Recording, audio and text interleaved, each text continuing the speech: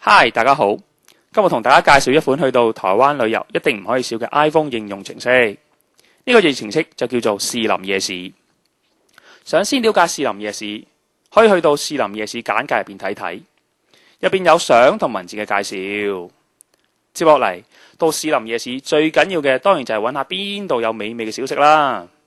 我哋入去著名小食嚟睇睇，入邊介紹嘅每一種嘅小食都係去到士林夜市必食之物。每種小食點落去之後，亦都有相同文字嘅介紹，等你可以好快了解小食嘅特色。另外呢個應用程式亦都有兩個好 sweet 嘅功能，你可以點選摩羅中嘅 map， 就可以睇到呢間小食附近仲有冇其他美味嘅小食，或者係你想問路人甲呢間小食喺邊度，但又唔識講嘅時候，你就可以撳 voice， 程式就會播放小食店嘅名嘅錄音。如果你想自己探索下士林夜市，但又驚迷失路嘅話，可以去到夜市地圖，呢度有清楚嘅道路同地標說明。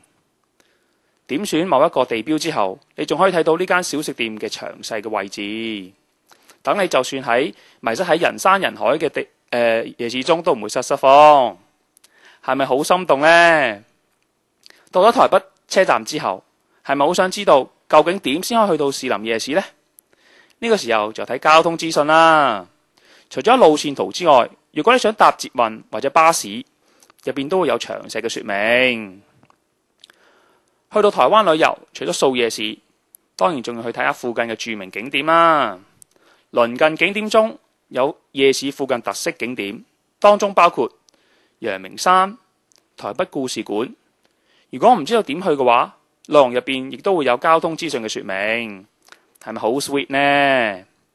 睇完之後係咪覺得去到台北旅遊一定唔可以錯過士林夜市呢？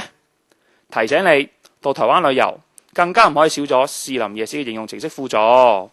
快啲去 iTunes download 士林夜市嘅應用程式啦！